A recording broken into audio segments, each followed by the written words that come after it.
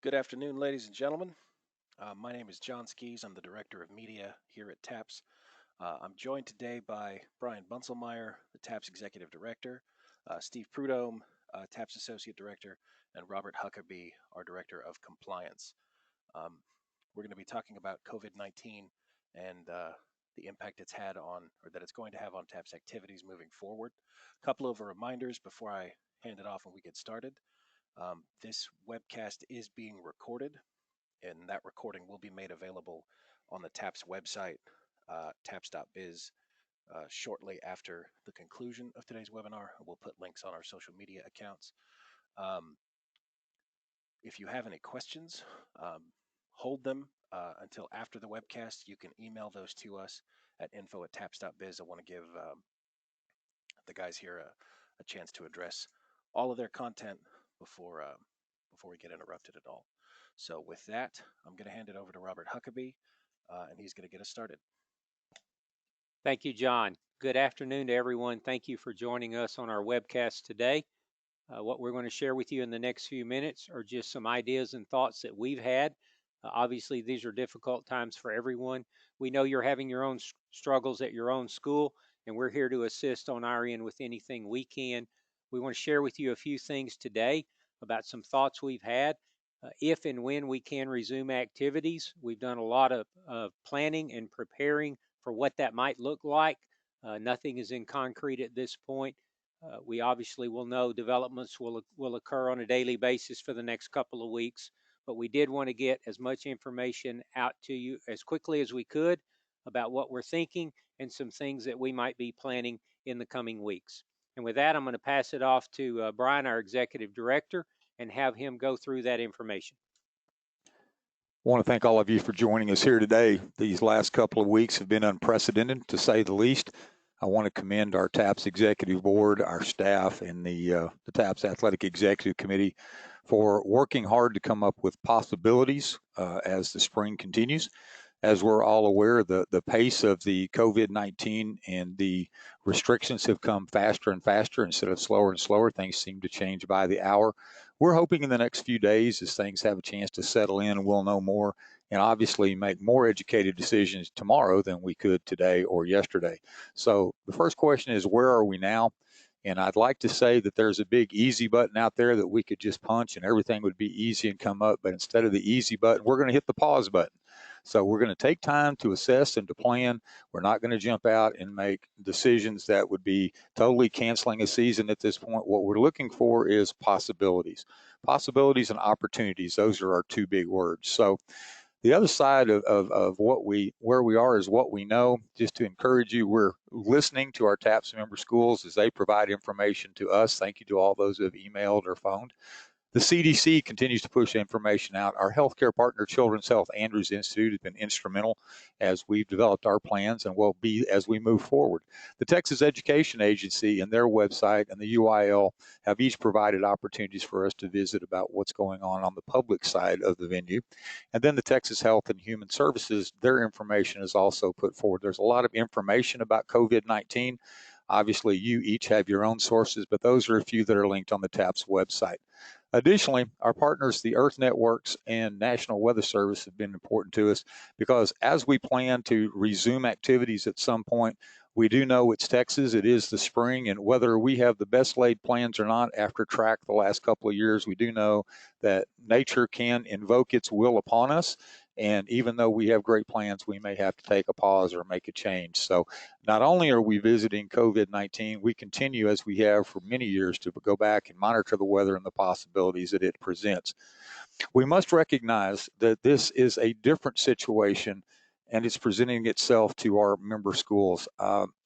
Each of our member schools is different. We're 225 independent schools, each of you in a different location, in a different locale, and you have different stakeholder bases. So how it affects you may be totally different than how it affects your next door neighbor, how effective you are at distance learning if you've gone to that path, or if you're just at this point on hold with an extended spring break. Everybody has a different plan for themselves.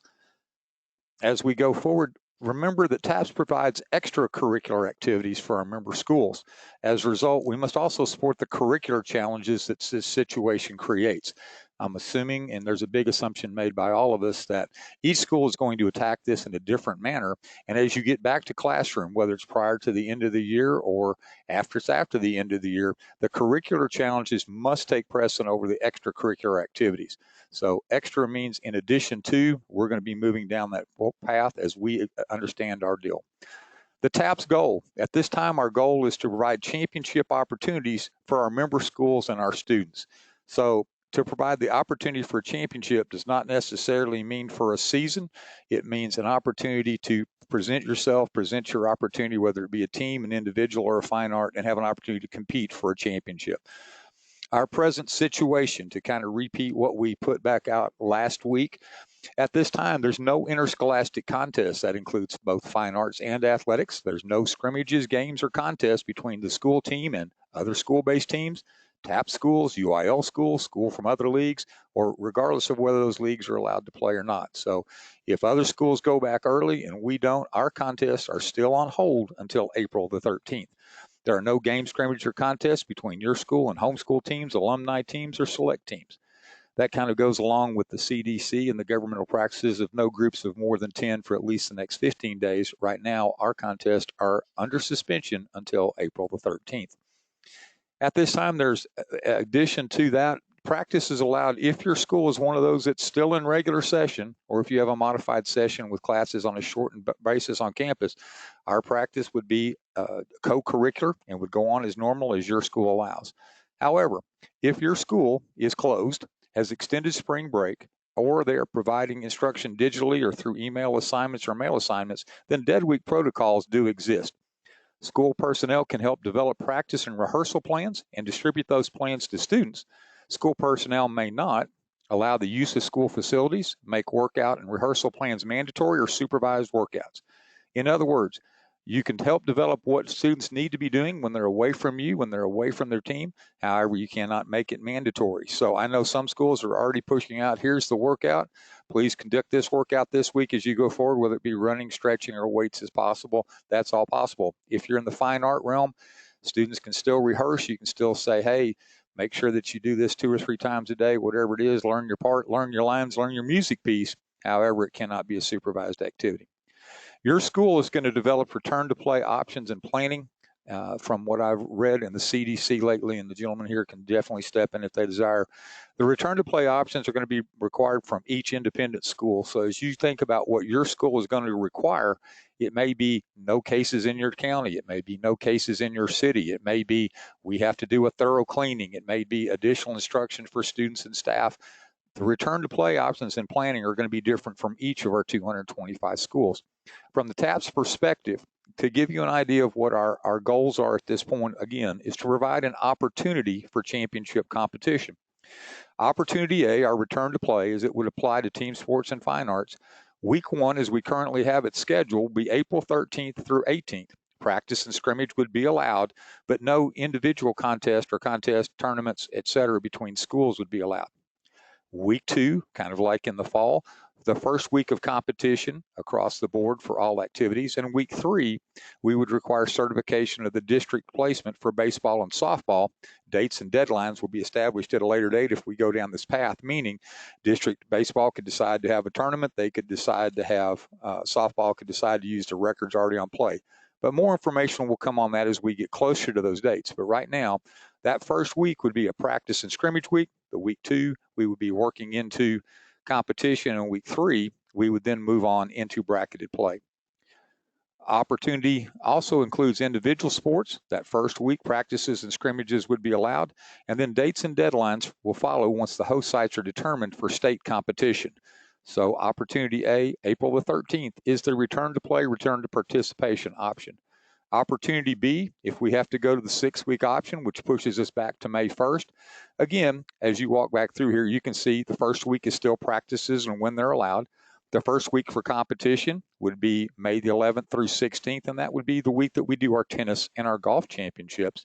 Week 3, May 18th to 23rd, district certification for baseball, softball, and our track championships.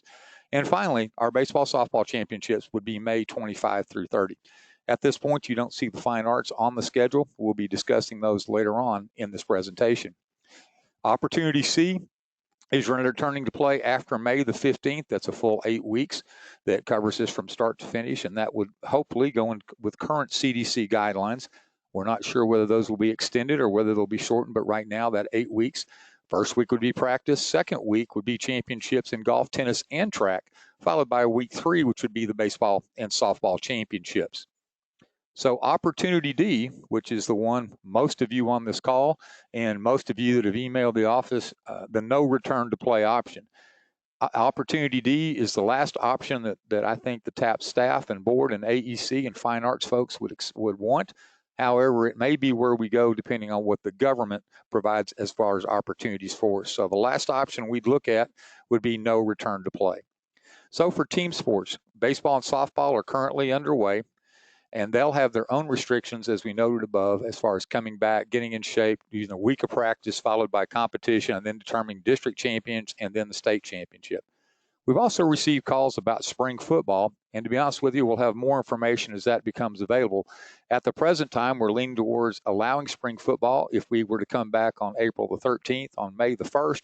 However, the use of pads or equipment, hitting equipment, may or may not be as an option there. So more information to come about spring football. 7-on-7, if it's school instructed and school provided, the school is developing the team, the school coaches are coaching it, the school is paying for it. 7-on-7 would fall under all other activities. So if we're suspended, 7-on-7 is suspended. So again, I'd love to give you more information, but we're going to have to take a pause as we develop and see how much farther this goes as to what our possible date. 7-on-7 becomes much more of a possibility for our schools if we come back on the 13th or the 1st. The farther out we go, the less opportunity may be available. So let's move to individual sports such as golf. Starting with golf, at this point, there will be no district or regional competition. If we can come back, we'll have modified entry deadlines and modified entry restrictions with a maximum of 5 golfers per school, which means no additional medals. So each school would have the opportunity to enter up to 5 golfers in the state competition. At the present time, we're looking at one-day tournaments with the boys on one day and the girls on another, or the boys teeing off in the morning and the girls in the afternoon. Of course, all those decisions would be driven by course availability. So the courses listed presently on the website may or may not be our host courses once we get there, depending on the dates, the time, and as in golf, always the weather. Tennis is the next individual sport. There will be no district competition. It'll have a modified entry deadline. Once we get back, we'll let you know what your deadlines to enter are. Each school would be able to enter 2 singles and 2 doubles, as you are presently. The online format for entry, and then extended draws of 32 or 64, depending on how many students are entered, which would mean adding at least one more round. We will maintain district integrity where possible in the draws, and this will all be driven by court availability and location. One thought here is that if we are in the Waco area, especially for that day one, we would probably be strung between Robinson, Midway, University High School, Waco Regional Tennis Center, and McClellan Tennis Center as we were in the past. And it'll probably be taking place over a 3-day opportunity, depending on the weather, rather than a 1-day opportunity. For track and field at the present time, the model we have has no district or regional competition. Regionals may come back in, but at this point, assuming an April 13th to a May 1 entry deadline, we would have no district or regional competition. Standard entries with 3 per event, or we may have to limit less than 3 per event depending on the time schedule. The farther back we go, the fewer competitors we may be allowed to take. At the present time, though, our plan would call for 3 standard entries. The format would be day 1 would be all running prelims for all classification and 3,200 meter in time finals. Day 2, the field events of all classification with the horizontals and jumps getting 4 attempts each. In day 3, a similar format to what we've used these past few years with all running finals for all classifications. If you've been around track, I've been around track for 23 years now at TAPPS. We've had 2 years of no rain, and we've had 2 years of the last 2 years extremely harsh rain on the day before on that first day on Friday. So when and where and how, Mother Nature is going to play a big part in what the formats for track and field are like once we get there. I'm going to let Robert talk about officials real quick. I'm sorry, Steve's going to talk about officials real quick and your notification to them. Yes, we've talked to TASO and we've sent out emails to all the approved chapters. We let them know what the situation is. Also, we understand that they're going through a tough time as well because, again, they're losing a couple of months of work here along with everybody else. but they've been notified. And if you have any problems or anything with cancellation, please let us know in the TAPPS office. But so far, it's been really great working with TASO and our approved chapters. In those same instances, if you are canceling games, please make sure you go ahead and be proactive and tell them when and where you're going to be available. Again, as we go back into play, if the UI on TAPPS, again, go back to play at the same time, there could be a shortage based on TASO officials and TASO approved officials, depending on their situation at the time. So once we do go back to play, the earlier notification, the better, if you can go down that road and help us out. As far as we know, the situation there with TASO, we would not change the piece structure. It would stay the same. I've had a couple of questions. I'm going to backtrack here a minute. We've had a couple of questions on baseball, and yes, the pitch count rules would stay into effect. So we're going to jump into fine arts real quick here, and we're going to go into music. And music right now is going to be transferred from a on-site, in-person opportunity to an online opportunity. So solo and small ensembles scheduled for next week are no longer next week. We will modify the entry deadlines, and we will relax some entry restrictions as needed. You may have to cover with the same person in different small ensembles than you did before based on illness or based on availability. So the format will be an online entry. Schools will be recording their own performances. They'll upload them to our website, most likely Tapster, and we'll try to allow as many formats as possible, whether it's MP3, MP4, MOV, etc. We will judge those remotely by the same judges that we're going to judge you with solo and small ensembles. So the good news is the professionals will be there to judge and to provide the same critiques, and then we'll post online results. So solo and small, for those that are worried right now, the entry deadlines that were on the calendar are no longer. We will be updating you on those entry deadlines to come. And we will also be looking at a online or a digital performance that will be judged and adjudicated just like it would have been had you been there in person. The same thing would be true for the medium jazz and large ensembles.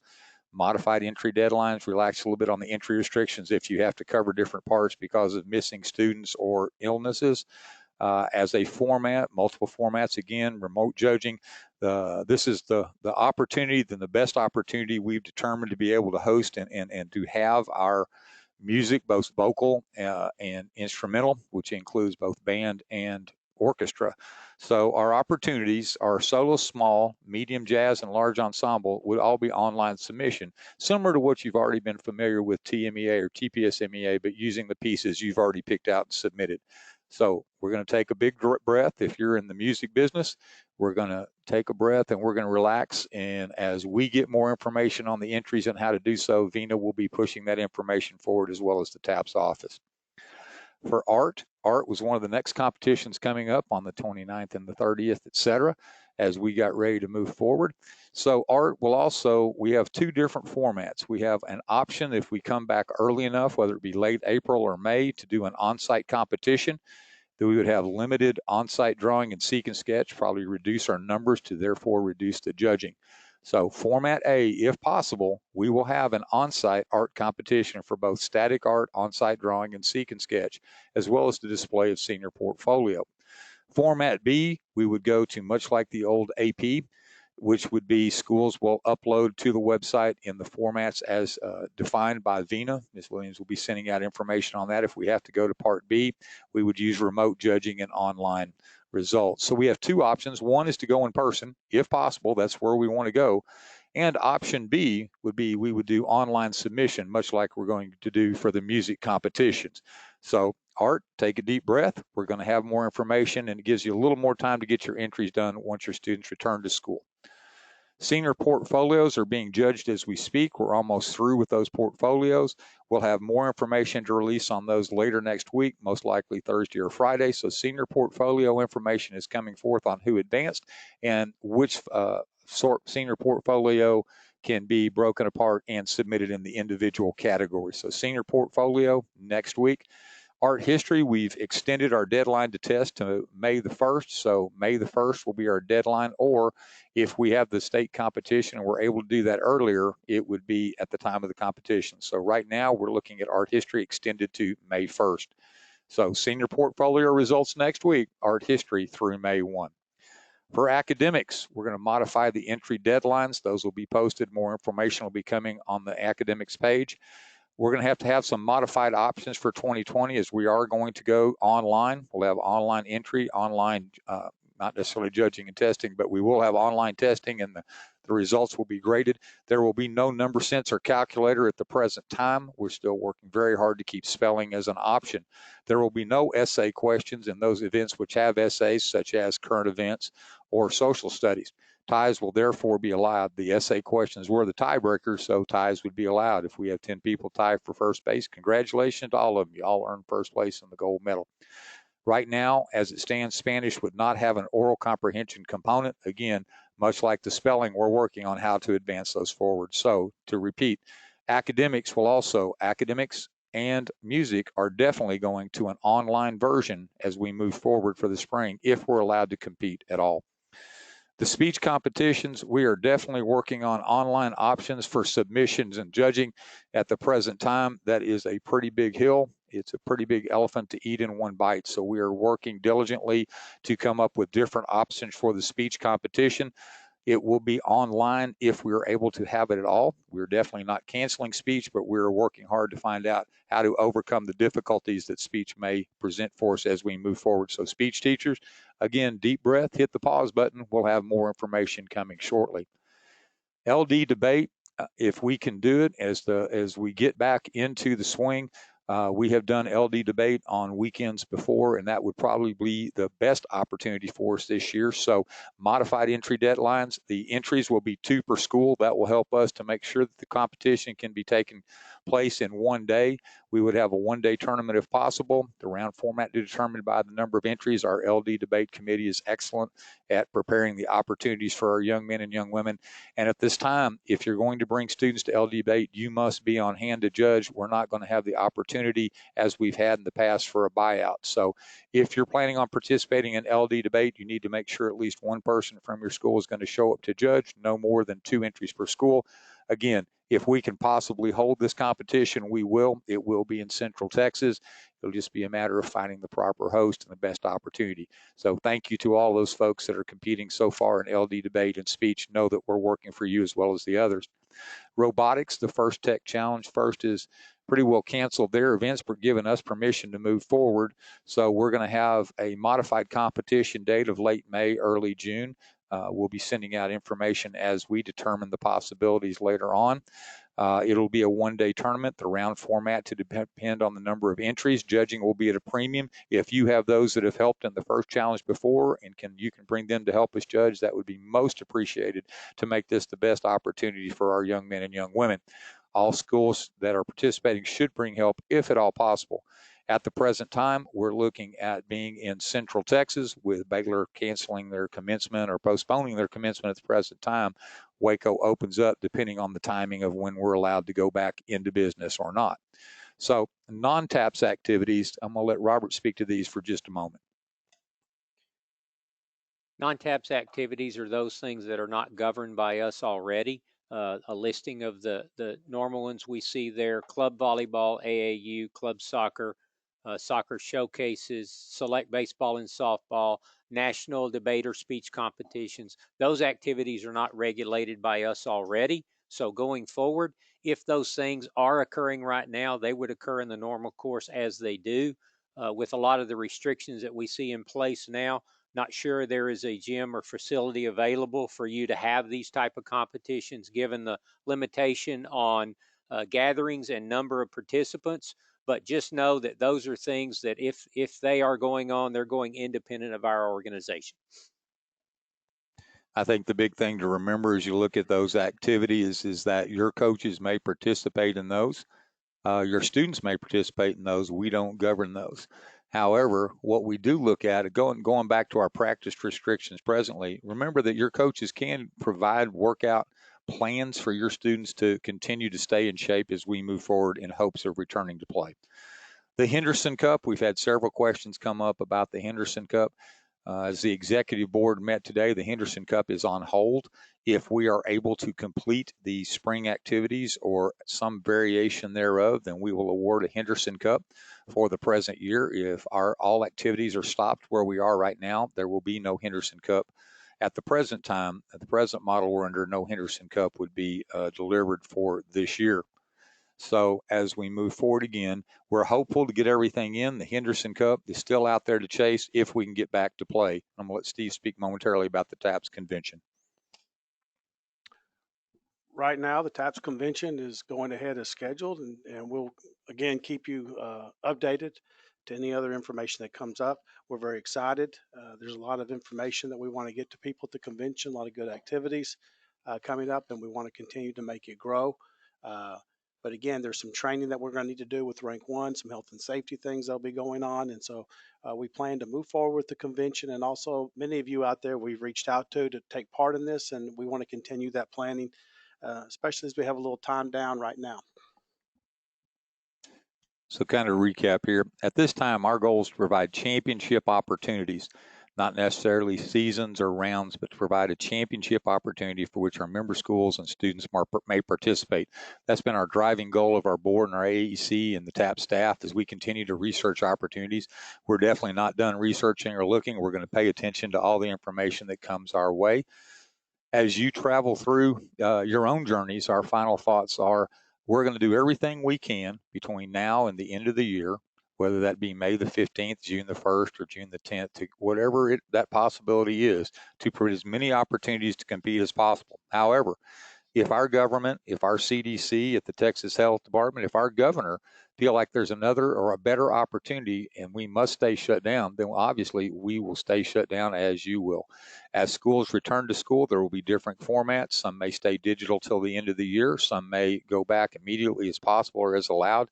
Each will have their own unique situation, and we will try to work with you and through that to provide our championship opportunities. So as a reminder, a copy of this webcast will be available at www.tapps.biz. Right up next to the big word TAPPS, it says COVID-19. If you'll click on that and drop down, you'll see the link to this telecast broadcast. Feel free to email us at info@tapps.biz. And from 10 to 2 daily, as we're going into this digital environment ourselves, we're going to be available at 254-947-9268. So we're going to be monitoring the phone. We'll be monitoring the email. We'll also be doing rank 1 pushes. So again, fine art directors, athletic directors, please make sure all of your coaches are in rank 1 so that they can receive their rank 1 push with whatever information we have. And it'll be the most up-to-date information. We will let you know as soon as possible if changes are required. As I said earlier, it seems like this is changing on a daily, hourly basis. We're hoping that slows down as far as the information flow for us to digest. And as fast as it ramped up, we're hoping that it ramps back down so that once we hit this flattening of the line that folks keep talking about, that then people will ease restrictions so that we can come back on the line. So the TAPPS restrictions, the TAPPS rules that govern both athletics and they also govern fine arts. So as you go forward, please make sure that you go to tapps.biz. If you're fine arts, click on fine arts and go to your page. We'll have the most up-to-date information there beginning tomorrow. Athletics will be the same way. Go to the track, the golf, the tennis pages as best we may come. At the present time, our host facilities have indicated that if and when we get back, they definitely want to host us back. It's whether or not they can fit us into the schedule and whether anything else has precedent. So we're looking forward to going back to the same facilities we've been in, but changes may occur. Our overriding goal at the present time is to be wary of the situation, to give it as much confidence as we can in our government as they move us forward at one step at a time as to what we can and can't do. We ourselves are going to go digital. We're going to take 2 weeks and spread apart. We're going to operate the best we can, much like most of your schools have done. We look forward to returning to competition and providing championship opportunities as the year progresses. Thank you again for joining us on today's webcast. If you have questions that aren't answered on www.tapps.biz, please feel free to email us at info, as well as following us on our social media accounts. I'm going to let John just give a quick recap of those. Again, as Executive Director, I thank you as we go through these uncharted times, and I thank you for joining us here today. Once again, thank you, ladies and gentlemen, for joining us today. I want to thank Bryan, Robert, and Steve for giving us all that information. A copy of this will be online in less than an hour. We've got to do some conversion and get it uploaded. We're going to put links to that, again, on the TAPPS website, on our TAPPS Facebook and Twitter accounts. The place where you're going to get the most up-to-date information, again, is tapps.biz and our main Twitter account at tappsbiz. those links are just easier to share with your community. Again, if you have any questions, the best way is to call us or reach out on email. Commenting on social media or sending us direct messages isn't the best way to get in touch with us because we don't always see those right away, but info@tapps.biz is really the best chance of getting in touch with somebody. I think that's it. All right. Thank you, folks.